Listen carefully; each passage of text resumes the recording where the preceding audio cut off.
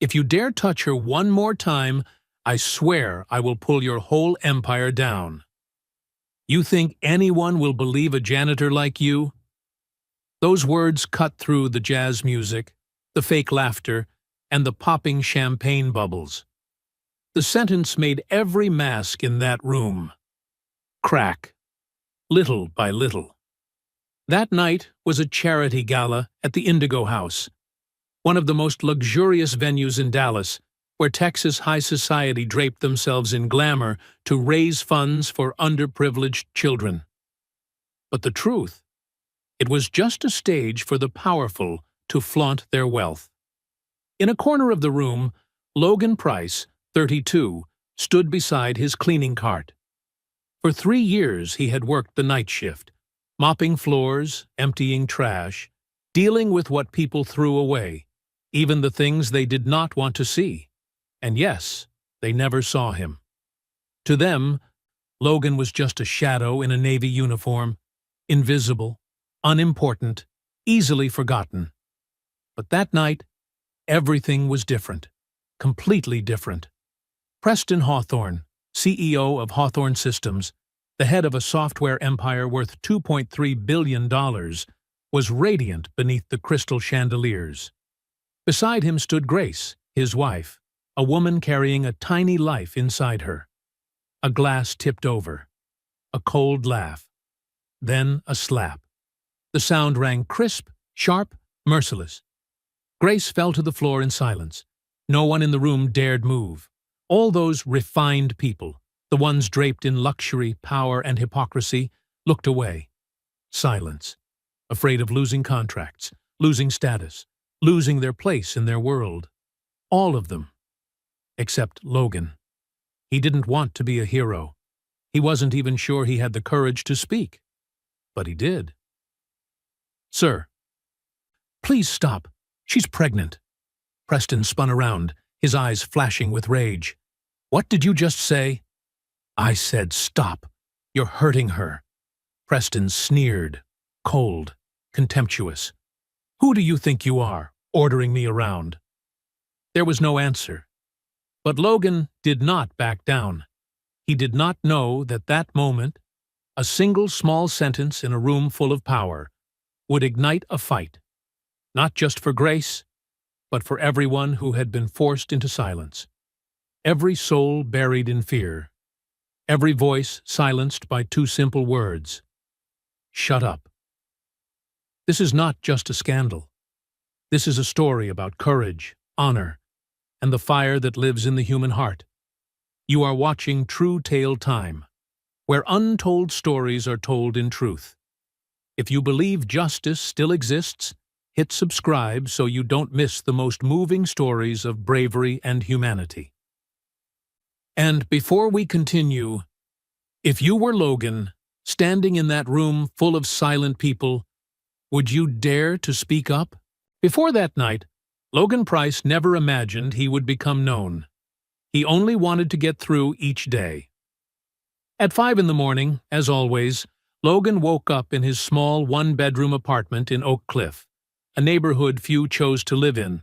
But for him, it was all he could afford. He turned on his phone, reset the alarm for his son, Caleb, 7 years old. The boy was still fast asleep on the top bunk, clutching a worn-out teddy bear with one ear missing its fur. Logan made breakfast. Not pancakes or bacon like on TV, just cereal with milk, sometimes a slice of toast. Then he gently woke Caleb, helped him get dressed, combed his hair, and strapped on his backpack. "Dad, can we have pizza today?" "Next week, I promise." Caleb didn't complain. He was used to next week promises. Used to his father's tired face. Used to his mother's absence. Sarah, Caleb's mother, had left 3 years ago, chasing an easier life. Since that day, Logan's world collapsed. He lost his wife, his job as an electrical technician, after too many absences caring for his son, and the house they had been halfway through paying off. All that remained was him and Caleb, and a mountain of bills. Logan knocked on every door looking for work, but no one wanted to hire a single father without a college degree who needed flexible hours for school drop-offs. Eventually, he landed a janitorial job at the Indigo House, night shifts from 9 p.m. to 5 a.m. The pay was small, but enough to cover rent and Caleb's meals. Each night, he dropped Caleb off with Mrs. Regina, the elderly Mexican neighbor downstairs. She never took money. She only said, "I like having the sound of a child in the house. Go work, mijo. Don't worry." Logan was grateful to the point of speechlessness, but he never said much, only nodded, thanked her, and drove his 15-year-old pickup through Dallas's quiet streets. At the Indigo House, Logan learned how to become invisible. He learned to mop floors without making a sound, to empty trash bins so quietly that no one realized he had passed by, to lower his gaze when guests walked in, and to never look anyone in the eyes. He had seen everything: drunken men shouting at waitstaff, women in designer dresses whispering gossip about colleagues, threats, inappropriate touches, hollow laughter. And Logan? He acted like he saw nothing, because he needed this job, because Caleb needed food, school, a home, because no one cared about a janitor's feelings. But that night, the night Grace Hawthorne fell to the floor, one hand clutching her pregnant belly, blood at her lips, something inside Logan broke. He thought of Sarah, of the months she carried Caleb, her belly huge, her steps heavy, but her eyes glowing with joy. He remembered how he used to help her up the stairs, how he'd rest his hand on her stomach each night, whispering small promises. No one should ever hit a pregnant woman. No one, no matter how rich. And Logan stepped out of the shadows. He didn't feel brave. He was trembling, terrified. Logan wasn't a hero. He was just a father. But that night, he chose to do what he wanted his son to learn. Caleb was all Logan had left. Each morning when he saw his son wake, he saw Sarah's eyes in those brown ones. Each time Caleb laughed, he heard her laughter echo through the small apartment. The boy knew his father worked hard. Once, at school, Caleb drew a picture: a man with a cleaning cart, and above it the crooked words, "Dad is my hero." Logan pinned that drawing to the fridge. Every night before leaving for work, he looked at it and reminded himself, "I have to keep going. For him." But that night, when he stepped into that room full of silence, Logan wasn't thinking about himself. He was thinking about Caleb. He asked himself, if my son saw me stay silent, what would he learn? Logan Price didn't want his son to learn silence. He wanted him to learn to stand up, even when it cost something. If you were Logan, standing in that room filled with the powerful, would you stay silent or step forward? Because what happened next changed his life forever. That night, the Indigo House glittered like a painting. Crystal chandeliers scattered light across the grand hall, shimmering over tables draped in spotless white linen and vases of deep red roses. Guests wore Tom Ford suits, Versace gowns, Patek Philippe watches gleaming on their wrists. They laughed, clinked glasses, and talked about multi-million-dollar deals as casually as afternoon shopping. In the back hallway near the kitchen, Logan Price stood quietly, waiting for the crowd to thin before beginning his shift. From where he stood, the music and laughter drifted through. A dazzling world he didn't belong to. Cole Bennett, head chef of the Indigo House, stepped out, wiping sweat from his forehead. "Logan, tonight's gonna be a long one. They just added 50 more guests. Brace yourself." Logan nodded. "It's fine. I'm ready." Cole looked at him, recognizing the exhaustion behind those words. The two had known each other for 2 years. They'd started working there around the same time. Cole often slipped Logan some leftovers to take home for Caleb. They didn't talk much, but there was a quiet respect between two men carrying the same weight. "Head home early if you can," Cole said softly. "Your boy's probably waiting." Logan smiled in gratitude. "Yeah, thanks, man." But that night, Logan wouldn't make it home early. 9:30 p.m. The party was at its peak. Preston Hawthorne, 6'1", slicked back hair, Tom Ford suit, stood at the center of the ballroom. He was the star of the night, keynote speaker, top donor, the pride of Dallas. His company, Hawthorne Systems, had just secured an $800 million contract with the state of Texas. The Dallas Morning News called him the next-generation tech genius. Forbes listed him among 40 under 40. Beside Preston stood Grace, 28, 6 months pregnant. She wore a pale turquoise silk gown that gracefully concealed her belly. Her golden hair shimmered. Her smile was gentle. But if you looked closely, her blue eyes didn't smile with her. Before she became Grace Hawthorne, she was Grace Montgomery, daughter of an old Charleston aristocratic family. She'd met Preston at a tech conference in 2021. He was charming, brilliant, ambitious. They married after just 8 months of dating. But after the wedding, everything changed. Preston grew harsh, controlling. He decided what she wore, who she met, what she said. Each time she resisted, he shouted. Then came the slaps, the shoves, the bruises she covered with thick layers of foundation. Now, carrying their first child, Grace had hoped things would be different. That fatherhood might soften him, but it hadn't. 9:47 p.m. A small accident. Champagne spilled on Preston's suit. Someone brushed past Grace, but Preston didn't care. He spun around, face red with fury. "What did you just do?" I'm sorry. Someone bumped into me." "You embarrassed me in front of the board." His voice was cold, colder than shouting, more dangerous.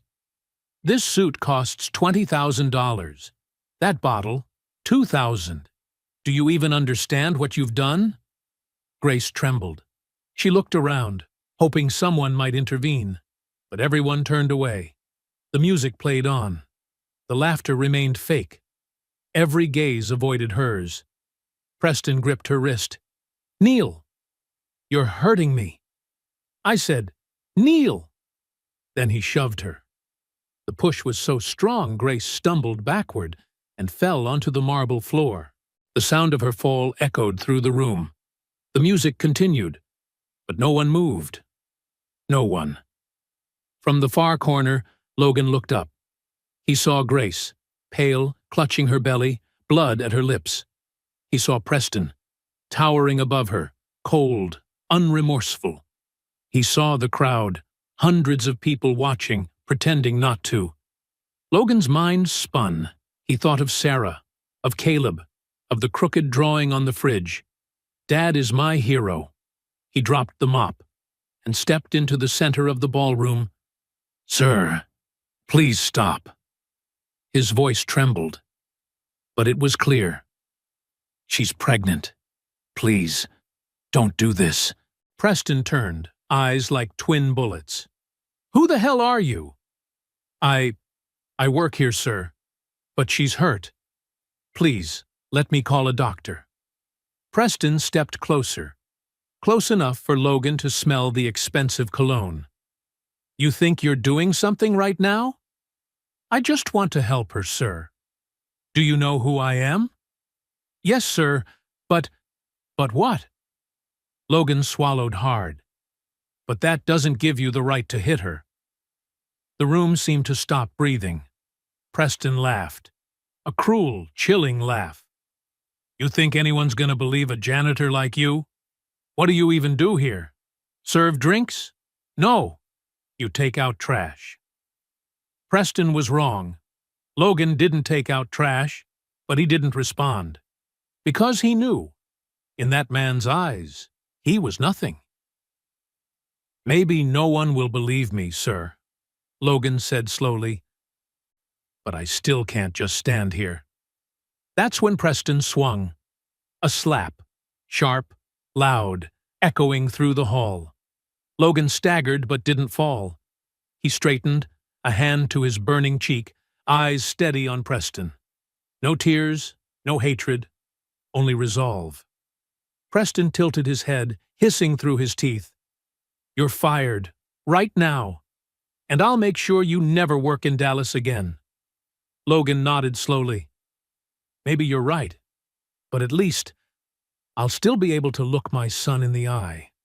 Then he pulled out his phone. His hand shook, but he hit record.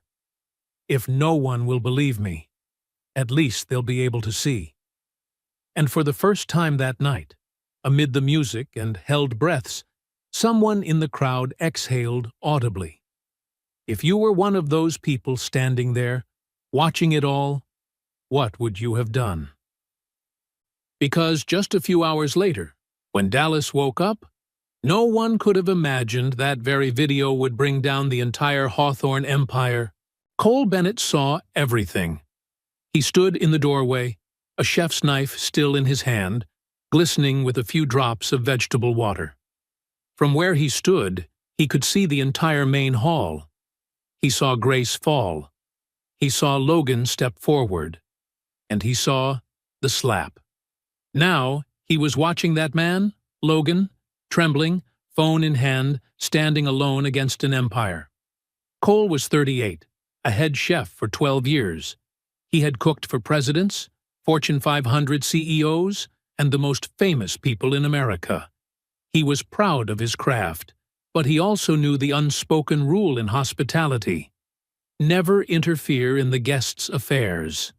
He had seen it all before: powerful men yelling at their wives, threats whispered between clenched teeth, bruises hidden beneath silk gowns, and every time he had stayed silent. Because he had a family. 3 young children. And a wife, Maya, battling stage 3 breast cancer. Her treatment cost more than $8,000 a month. Insurance only covered part of it. Cole couldn't afford to lose his job. He couldn't. But tonight, as he watched Logan, a single father making $15 an hour, step into that glittering room, something inside Cole cracked. He remembered 2 years ago, when Maya was first diagnosed. They sat in the clinic, the doctor saying, "You need to start chemotherapy immediately." Maya cried. Cole held her hand and promised, "Don't worry, I'll take care of everything." And he did. He worked 16 hours a day, picked up weekend shifts, catered private dinners, weddings, corporate galas, just so Maya could keep fighting. But in all that time, had he ever stood up for what was right? Had he ever said no when it mattered? Never. He always chose safety, silence, survival. And Logan? Logan had nothing left to lose. And that made him braver than anyone else in that room. Cole looked at the other kitchen staff huddled in fear, then at the guests, all looking away, then at the knife in his hand, a tool meant to create beauty. But tonight, his hands would serve a different purpose. Cole set the knife down, untied his apron, and stepped out of the kitchen. Enough. Cole's voice wasn't loud, but it carried through the suffocating silence. Preston turned, brows furrowed. "Who are you?" "I'm the head chef here, and I think you should stop, Mr. Hawthorne." "Stop what? This is my family's business." "It stopped being just your family's business when it happened in public. Not when she's bleeding and carrying your child."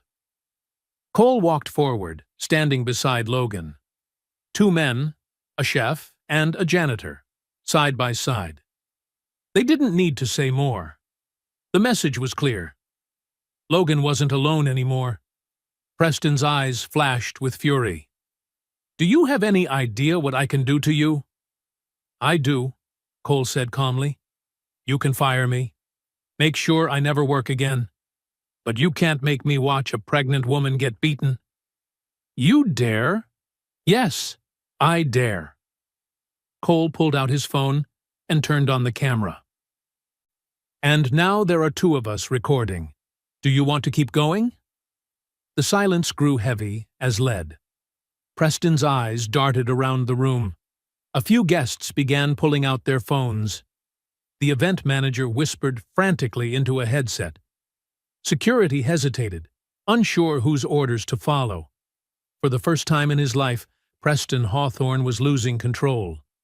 He adjusted his collar, forced a smile.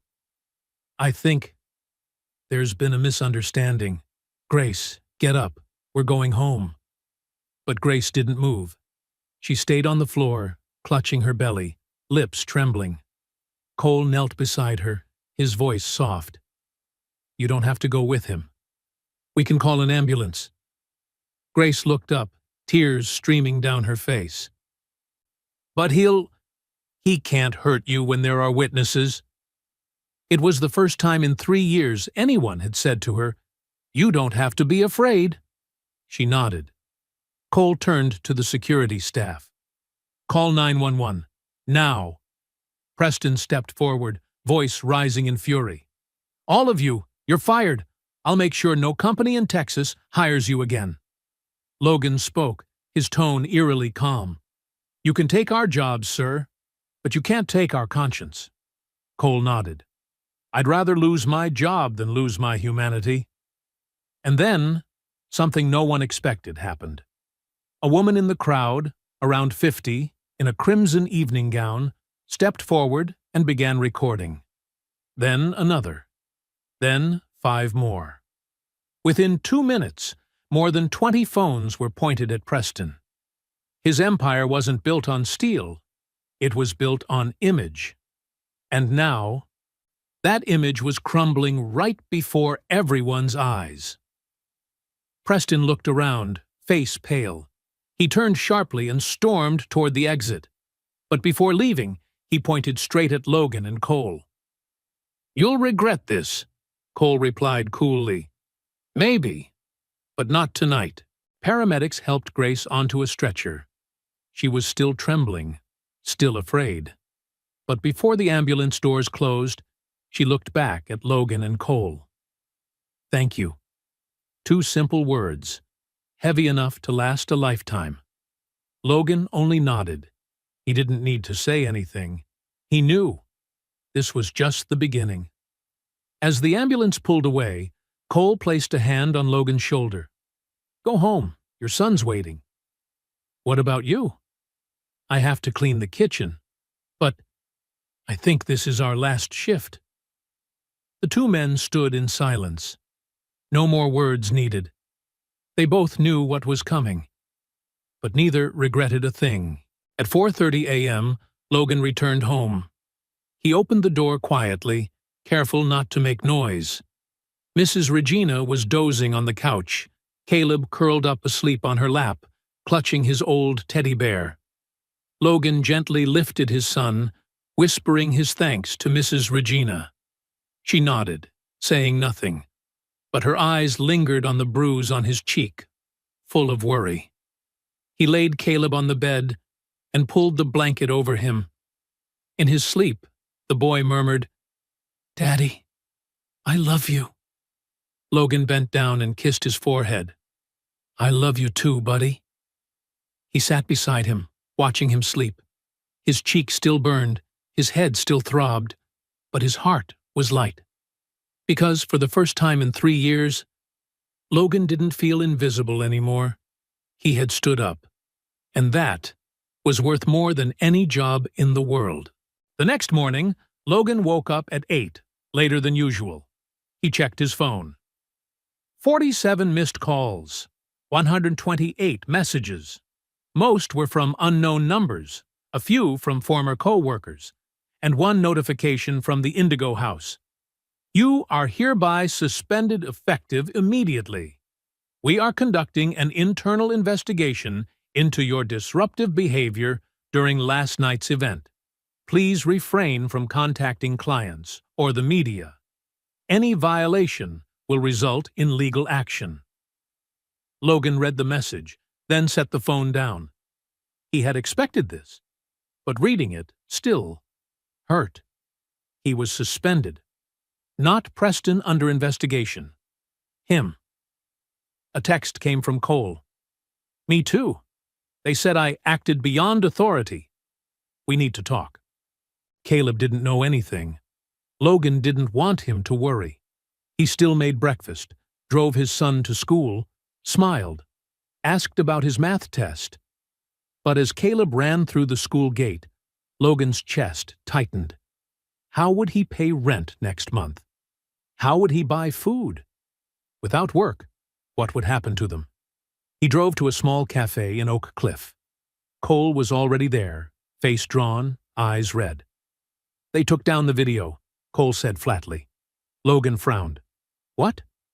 My video. On X. Tried to open it this morning. Files corrupted. What about yours? Logan pulled out his phone. His stomach dropped. The video file was broken, unplayable. He had recorded from 9:47 to 10:02. 15 minutes. Everything. Now, gone. How could they? Cole shook his head. I don't know. But Preston Hawthorne isn't just anyone. He's got lawyers, IT experts, crisis managers. If he wants something erased, it gets erased. Logan slumped into the chair, hands over his head. So, we've got nothing. Not exactly. Cole reached into his pocket and placed a USB drive in Logan's hand. I copied it from the restaurant's security feed before they wiped it. Not crystal clear, but you can see Preston push Grace, slap you, and the crowd just watching. Logan held the USB like it was a diamond. How did you? I know the head of tech. He sent it to me before the deletion order came down. But Logan, if we use this, we could get sued. They'll say we stole company property. And if we don't? Then Grace never gets justice, Preston walks free, and last night becomes just another misunderstanding. Logan stared out the window. Dallas outside kept turning. Luxury cars gliding by. People in suits walking into glass towers. The world of the powerful went on unchanged. And him? He wasn't even sure he could make rent. But he thought of Grace, of her terrified eyes, the way she held her stomach. We use it, he said quietly. Cole nodded. That's what I thought. Logan wasn't good with social media. He had one X account, just to look at pictures of his son. No Facebook, no Instagram, but he knew one thing. He needed a voice. He opened his old laptop, sat before the blurry camera of an 8-year-old machine. No script, no lighting, no filters. Just a tired man, a bruise still bright on his cheek, and a heart that had made up its mind. He hit record. My name is Logan Price. I'm 32 years old. I'm a single father to a 7-year-old boy named Caleb. Last night, I was working at the Indigo House in Dallas. I'm a janitor. My job is to clean floors, take out trash, and be invisible. At least, that's what people expect. He took a breath. But last night, I saw something I couldn't ignore. I saw a man, a billionaire CEO, shove his pregnant wife to the floor. I saw him slap her. I saw blood on her lip, and I saw hundreds of people watch, in silence. Logan paused, swallowing hard. I'm not a hero. I'm just a father. And I thought about my son. I thought, if one day he sees a woman being hurt, I want him to know what to do. I don't want him to learn silence. I want him to learn to stand up. So I did, and I got slapped, threatened, fired. The video I took was erased, but the truth can't be erased. He looked straight into the camera. Preston Hawthorne, CEO of Hawthorne Systems, hit his pregnant wife in front of hundreds of people, and no one stopped him. Until now. I don't have money. I don't have lawyers. But I have the truth. And I won't stay silent. He turned off the camera. His hands still trembled. But he pressed upload. Within an hour, the video hit 50,000 views. In 3 hours, 500,000. By evening, 2 million. The hashtags #JusticeForGrace and the Logan Price spread across Twitter. Local headlines followed. Janitor accuses billionaire CEO of abusing pregnant wife. Shocking footage, the only man who spoke up. Who is Logan Price? But with support came darkness. Threat messages. You ruined Mr. Hawthorne's reputation. You're dead. Emails from lawyers. You are committing defamation. We will sue you into bankruptcy. Phone calls. Strange, cold voices. Watch your kid. Logan shut off his phone, heart pounding. He looked toward the bedroom, where Caleb slept peacefully. What have I done? Cole texted. You've seen the news? They're coming after you. Yeah. They hired a PR firm. They're saying you did it for fame, for money. They're digging up your past, Sarah's car accident, your debts. They can't do that. They can, and they are. Logan, you need a lawyer. You know I can't afford one. Then we find someone who'll take this on. Someone not afraid of Preston Hawthorne. But in Dallas, where Preston had friends in nearly every major law firm, who would dare? Across town, a woman replayed Logan's video for the 5th time. Harper Quinn, 29, independent journalist. She had once written for the Dallas Observer, fired after an exposé on corruption. Since then, she'd gone freelance, funding her own investigations, chasing stories others wouldn't touch. And this story? This was the one she'd been waiting for. Harper picked up her phone and dialed the number Logan had left under the video. Hello, Logan Price. This is Harper Quinn. I'm a reporter. I believe you, and I want to help you tell this story the right way. Logan hesitated. How do I know I can trust you? You don't, but you don't have much choice either. Preston's using money to silence everyone, but you know who he can't silence? Who? Grace Hawthorne. Logan went still. She's at Roper St. Francis Hospital. Harper continued. They're trying to keep her quiet. But if we can reach her, if she's willing to speak, they'll never let her. Not unless we act fast, before they move her somewhere else. Logan looked toward the bedroom, where Caleb lay curled under his blanket. He thought about everything he'd lost, and about Grace, the woman he barely knew, but couldn't abandon. What do we do? Harper smiled on the other end of the line. Meet me tomorrow morning. We're going to see her, together, 2:47 a.m. Logan's phone buzzed. A text from an unknown number. I'm Grace. Harper has contacted me. I want to meet you. Room 427, 6 a.m. Don't tell anyone. Logan jolted upright in bed, heart pounding. He didn't know if it was a trap, but if it really was Grace. He called Harper. She picked up after a few rings. You got the message, didn't you? How did you get her number? I know someone at the hospital, a nurse who used to be a domestic violence victim. She saw your video and wants to help. But Logan, we only have one shot. Preston hired guards to stand right outside Grace's room. They'll transfer her to a private facility at 9 a.m. So, how do we get in? The nurse will help. But we have to go now. Logan called Mrs. Regina and asked her to watch Caleb a few more hours. She didn't ask much, only said, Be careful, son. I'll pray for you. He drove the old pickup across the city. The skyscrapers were still lit. Dallas doesn't sleep. But inside the worn cab, Logan felt like he was driving into a battle he didn't know he could win. Harper was waiting in the hospital parking lot. She wore a hoodie, hair tied up, a small backpack on her shoulder. "Ready?" Logan nodded, even if he wasn't sure he was. They went in through a side entrance.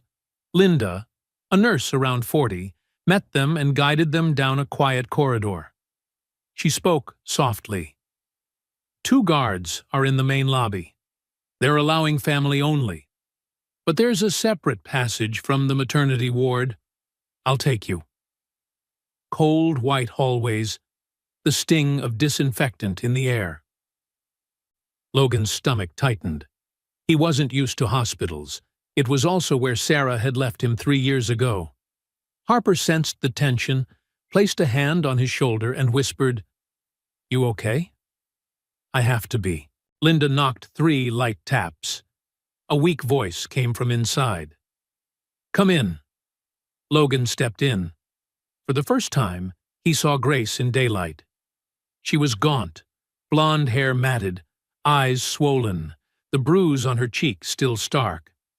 But what clenched Logan's heart most was the way she curled in on herself, like a frightened child. Grace braced herself to sit up, one hand still cradling her belly. "You're Logan Price?" Logan swallowed. "Yes, ma'am. I'm Logan." Grace looked at him, tears streaming. You were the only one who stepped in." "I only did what needed to be done, ma'am." "No." She shook her head, voice trembling. "You did what no one else dared to do. For 3 years, no one dared." She cried, not in sobs, but in a steady flow, like 3 years of restraint finally bursting. Harper handed Grace a tissue. "Grace, I'm Harper Quinn, a reporter. Logan and I want to help you, but we need you to tell the whole truth." Grace looked down at her hands, tiny scars, old bruises. "If I speak, he'll kill me." "He can't." Logan knelt, meeting Grace's eyes. "Not with the whole world watching. Not when you're no longer alone." Grace looked at the stranger who had risked everything to protect her. For the first time in 3 years, she felt someone was on her side. "Okay, I'll talk." Grace started from the beginning. She met Preston in spring 2021 at a tech conference in Austin. She was a marketing assistant at a small startup. He was the keynote, magnetic, confident, talking about vision as if the future sat in his hands. They chatted after the event. He asked her to dinner. Then another, and another. Preston was perfect. He opened car doors, sent flowers every morning, whispered tender things about tomorrow. 2 months later, he proposed.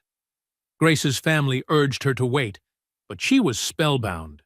She believed she'd found the man of her dreams.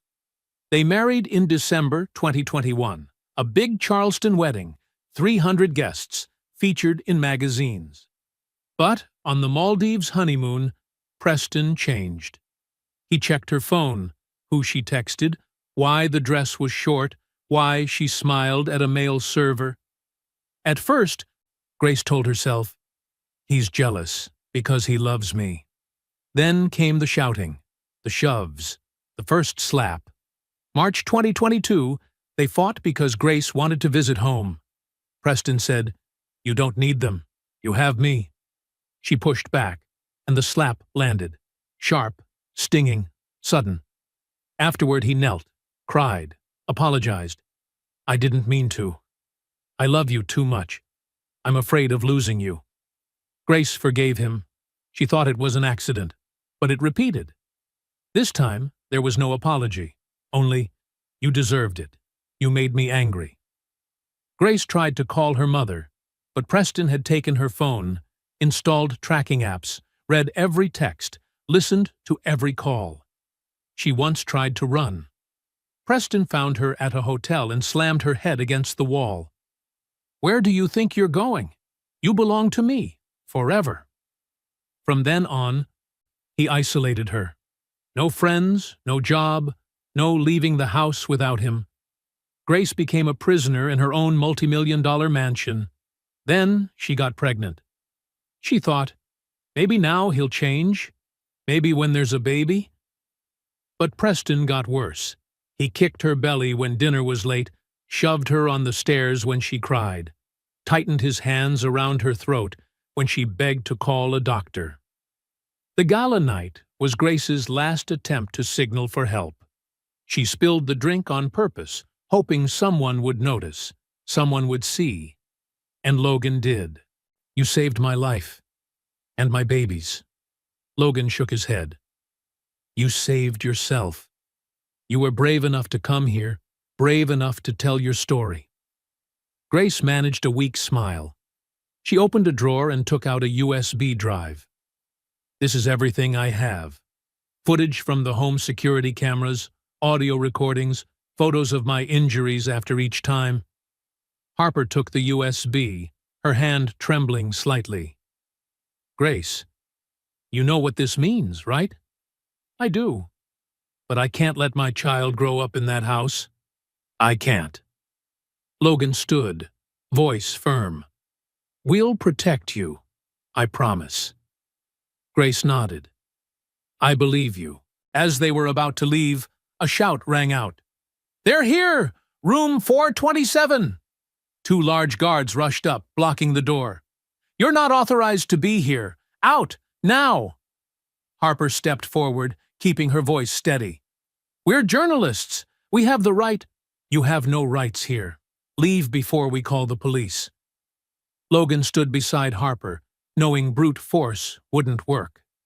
From inside the room, Grace spoke, weak but resolute. "I want them here. This is my decision." One guard stepped in.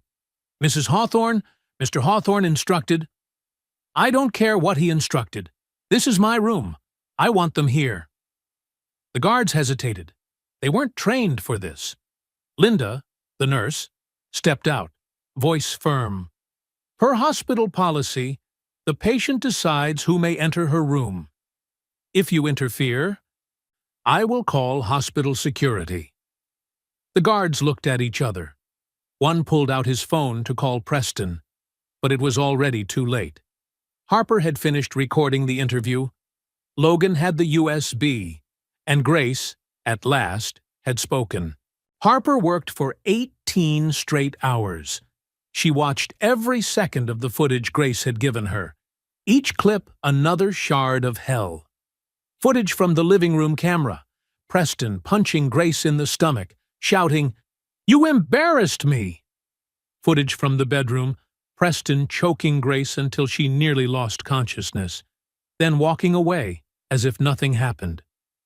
Footage from the kitchen, Preston shoving Grace so hard her head hit the counter, blood dripping. He didn't call for help, just said coldly, "Clean it up yourself." The audio recordings. Preston, "No one will believe you. Who am I? I'm Preston Hawthorne. And you? You're nothing." Preston, "If you ever leave me, I'll kill you. Then I'll kill the baby." Harper had to stop several times, not because of the editing, but because of the tears. 10 years ago, at 19, she had been a victim too.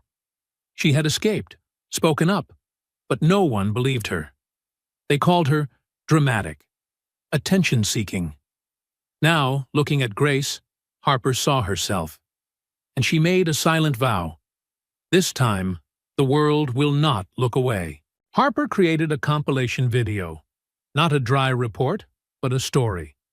She opened with Preston's smiling photos on magazine covers, radiant, successful, celebrated. Then cut to the gala night. Logan being slapped, Grace collapsing. Next came the home footage, every punch, every threat, every bruise. Then the interview, Grace's real face, real tears, real pain. Finally, she ended with Logan's words, "I'm not special. I'm just a father. But I believe when we see something wrong, we have to stand up. Not because it's easy, but because it's right." Harper uploaded the video to YouTube, Vimeo, and her personal site. She sent the link to major outlets, CNN, NBC, ABC, BBC. She typed the email, "This is the story you need to tell." Not because it's sensational, but because it matters. Then she hit send and waited. 7 a.m., 10,000 views. 9 a.m., $500,000. 11 a.m., 3 million. The hashtag Justice for Grace climbed to the top of global trends, not just in the US, but in the UK, Canada, Australia, even Vietnam and Japan. Celebrities began sharing it. Oprah. "This is what courage looks like." Michelle Obama. "No woman should suffer in silence." Reese Witherspoon. "Believe women. Protect women." But the backlash came too. Some defended Preston. "Don't judge too soon. We haven't heard his side." Some attacked Grace. "Why didn't she leave earlier? She stayed for the money." And some targeted Logan. "Just chasing fame off someone's misery." Harper replied to every cruel comment with facts. She refused to let trolls bury the truth. Meanwhile, Logan's phone wouldn't stop ringing. Lawyers from New York, California, even London called, offering to represent him for free. A major Manhattan firm, Morrison and Associates, emailed, "We would like to represent you and Mrs. Grace Hawthorne pro bono. We believe in justice." Cole called, his voice full of disbelief and hope. "Logan, you see this? We're winning." But Logan didn't feel like he was winning. He was exhausted. He sat on the floor while Caleb drew beside him. "Dad, why is everyone talking about you on TV?" Logan brushed his son's hair. "I did something, and people are talking about it." "You did a good thing, right?" Logan looked into those innocent eyes. "I hope so, buddy." Caleb smiled and held up his drawing, a man raising his hand, surrounded by light. "This is you, Dad. You're a superhero." Logan hugged his son. Tears fell. For the first time in days, he allowed himself to cry. Meanwhile, at Hawthorne Systems headquarters, everything was collapsing. The board held an emergency meeting. The stock dropped 23% in one day. Investors pulled out. The Texas state contract was suspended. Employees resigned publicly on LinkedIn. "I can't work for a company led by someone like this." Major clients canceled deals. Partners cut ties. Preston sat in his private 200-square-meter office overlooking Dallas. Once his kingdom, now a hollow shell. The phone rang. His lawyer. "Preston, it's bad. The FBI just opened a domestic violence investigation. Dallas PD wants to question you, and Grace has filed for divorce with a restraining order. Handle it, whatever it costs." "It's not about money anymore, Preston. That video can't be erased. The whole world's watching. You need to prepare to be arrested." Preston slammed the phone down. The glass screen shattered. For the first time in his life, he couldn't buy his way out. 2 days later, Dallas police arrived at Hawthorne Systems with an arrest warrant. "Preston Hawthorne, you are under arrest for assault, domestic violence, and making threats to life. You have the right to remain silent." Outside, reporters swarmed. Camera flashes erupted like gunfire. Preston stepped out in handcuffs, face pale. For the first time, the tech king of Dallas was treated like a criminal, and the entire world was watching it live. 3 months later, the trial began. The Charleston County Courthouse was packed to capacity. Reporters from every major outlet filled the aisles, cameras crowding shoulder to shoulder. Outside, 2 opposing crowds had formed. On one side, signs read, "Believe survivors. Justice for Grace."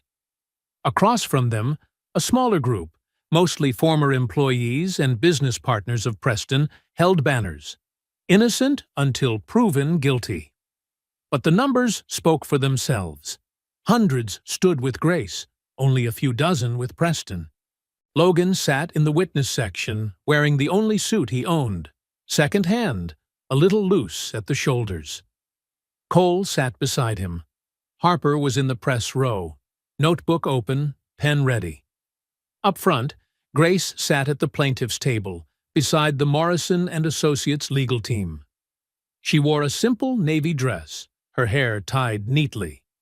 Her belly was heavy, 8.5 months along. Across from her, Preston sat at the defense table, still in his Armani suit, hair trimmed, his face a mask of cold confidence. Beside him was his powerhouse legal team, one of them famous for getting corporate CEOs acquitted. Judge Eleanor Hartfield, 62, entered, known for her stern fairness. The court is now in session.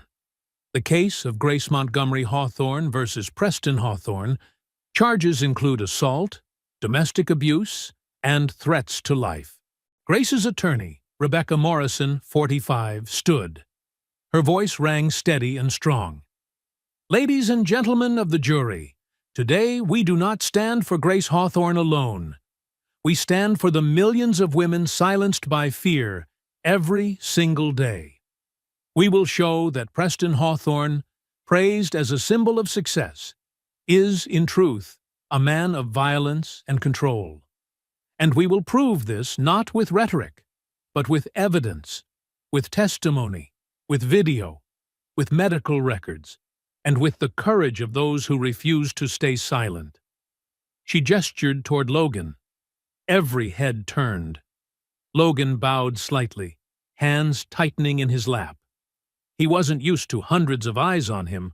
Preston's attorney, Gerald Finch, 58, renowned for never losing a case, rose to respond. Members of the jury, this is indeed a tragedy, but not for the reasons you've been told. The tragedy here is the distortion of truth. Mr. Hawthorne is a model citizen, a philanthropist, a loving husband. Were there arguments? Yes. Like any marriage? But abuse? Never. The videos you will see, manipulated. The statements, unreliable. We will show that Mrs. Hawthorne is exploiting the law to gain financial advantage in her divorce. The courtroom went silent. Grace trembled slightly but held her posture. Her gaze didn't waver. Logan was called to the stand. After taking the oath, he sat down. Ms. Morrison began, Mr. Price, please tell the court what you witnessed on the night of July 15th. Logan took a breath. I was working at the Indigo House. I saw Mr. Hawthorne shove his wife to the floor. She was pregnant, bleeding. I begged him to stop. He slapped me and said no one would believe a janitor. What did you do next? I took out my phone and recorded. Because I knew without proof, no one would believe me. Mr. Finch shot up. That video was deleted. There's no evidence. Ms. Morrison smiled. But we have the security footage. The screen lit up. The entire courtroom held its breath. The footage showed Preston pushing Grace, slapping Logan, shouting threats. Everything was clear as daylight. A woman on the jury wiped her tears. Preston sat frozen. His face drained of color. Now it was Grace's turn. She trembled as she walked to the stand, but once seated, her eyes locked on Preston. Ms. Morrison spoke softly. Grace, please tell us about your marriage. Grace began. Her voice faltered, sometimes breaking. She told them about the first slap, the kick to her stomach, the stares, the death threats. I stayed because I was scared, not for money, for my life. He said if I ever left, he'd kill me. And I believed him.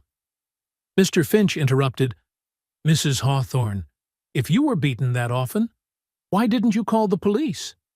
Grace looked at him, eyes red but unwavering. Because I knew no one would believe me. He's Preston Hawthorne, and I was just his wife. Do you have any proof? Grace nodded. Ms. Morrison presented the USB drive.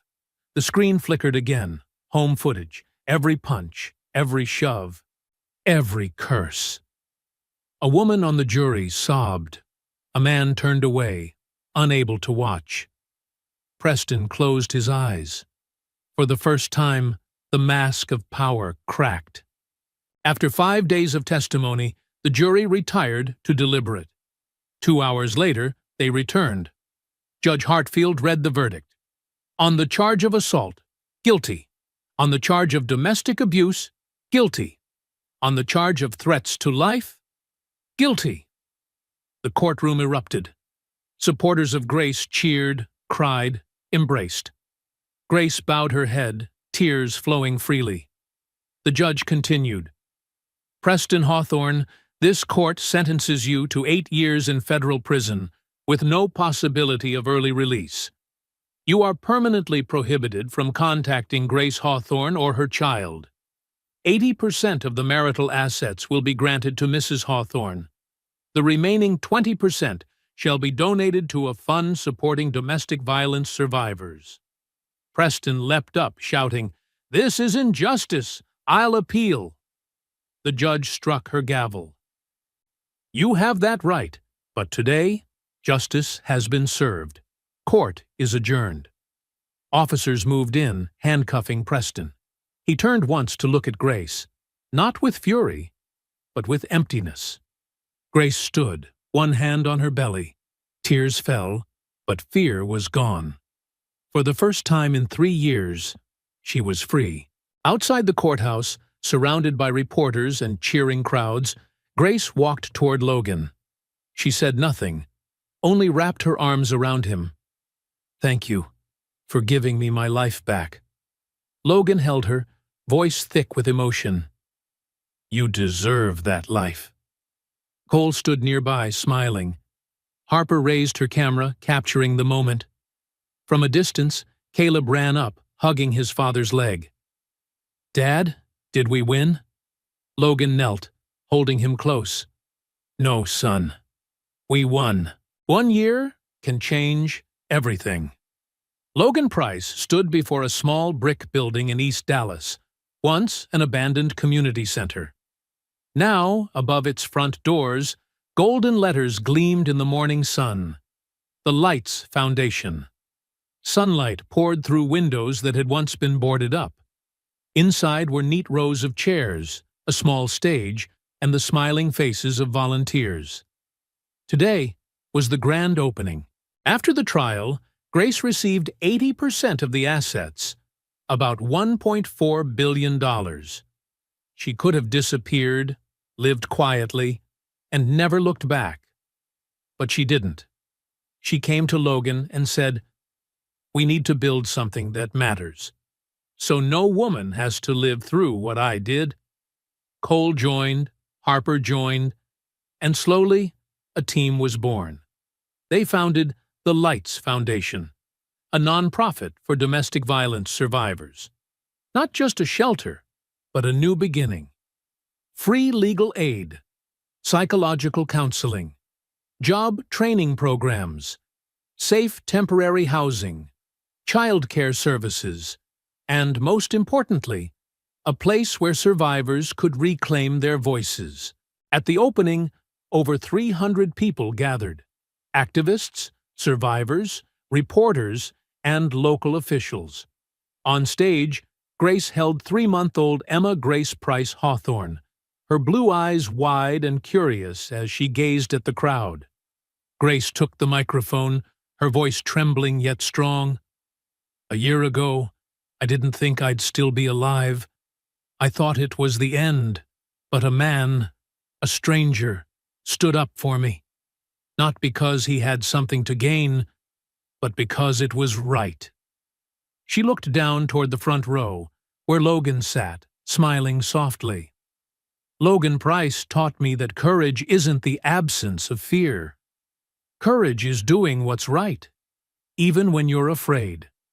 Today, we open this center to honor that courage, so every woman and every child will know you are not alone. Applause thundered through the hall. Logan stood, lifting 8-year-old Caleb onto his shoulders. The boy waved toward Grace and baby Emma. Nearby, Harper raised her camera, capturing every moment. Cole, now the foundation's director, stepped up to the podium.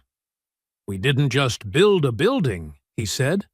"We built a community. A place where light will always triumph over darkness." Among the crowd, a young woman, maybe 22, approached Logan. Her voice shook, but her eyes were fierce. "Are you Logan Price?" "Yes, that's me. What is it?" I saw your video, the one where you spoke about standing up.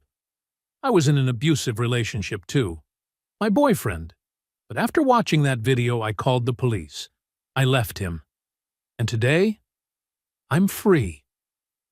She broke into tears. Logan said nothing. He simply hugged her. Sometimes, silence is the most powerful answer. A middle-aged man, around 50, walked up to Cole. "You're Chef Cole Bennett, right?" "Yes, sir. I'm a business owner from Houston. I watched the trial, and the way you stood up inspired me. My company wants to sponsor your foundation. $500,000 a year." Cole blinked, stunned. You mean that?" "Absolutely. And we'll encourage other companies to join. What you're doing, it matters." Cole shook his hand, tears welling. For the first time in his life, he realized his work wasn't just about survival. It was about change. At the corner of the stage, Harper interviewed a group of women, all survivors. One spoke, voice trembling yet radiant.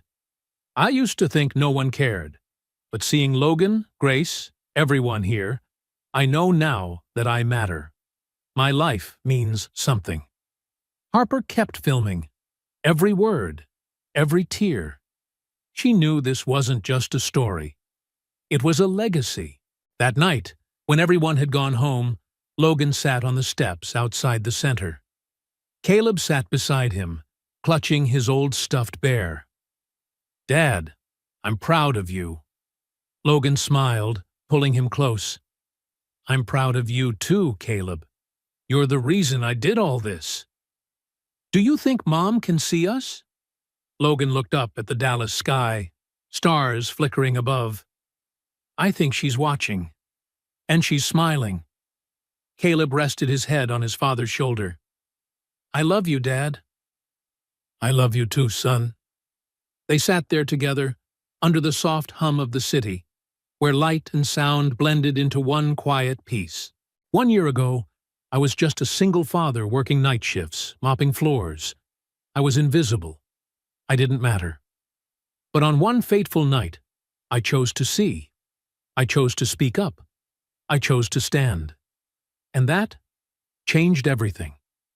Not just for me, but for Grace, for baby Emma, for the thousands of women who now have a safe place to go, and for my son, the little boy who learned that courage doesn't mean being fearless.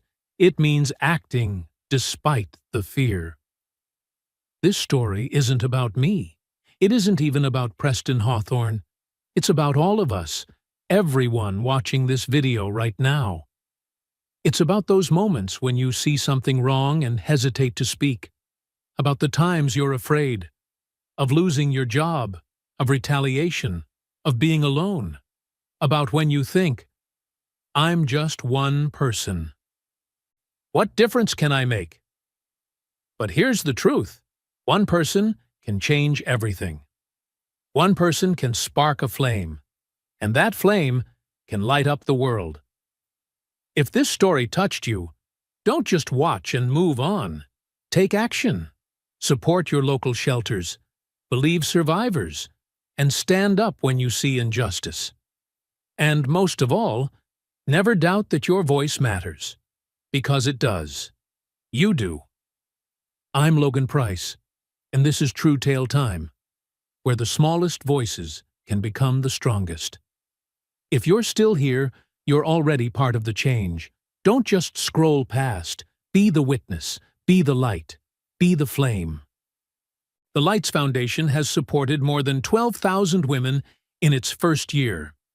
Preston Hawthorne is serving an 8-year prison sentence. Grace Hawthorne now serves as chairwoman of the Lights Foundation and speaks globally on women's rights. Logan Price is the foundation's executive director, still living in Dallas with his son, Caleb. Cole Bennett, now executive chef, continues to fight cancer alongside his wife Maya, who is now in remission. Harper Quinn won the Pulitzer Prize for her investigative series on domestic abuse. If you or someone you know is experiencing domestic violence, call the National Domestic Violence Hotline, 1-800-799-7233. You are not alone. If this story made your heart ache, even just a little, leave a comment and tell me where you're watching from. Click like to help others see this message. And subscribe for more true stories, where justice, kindness, and courage still exist in this world.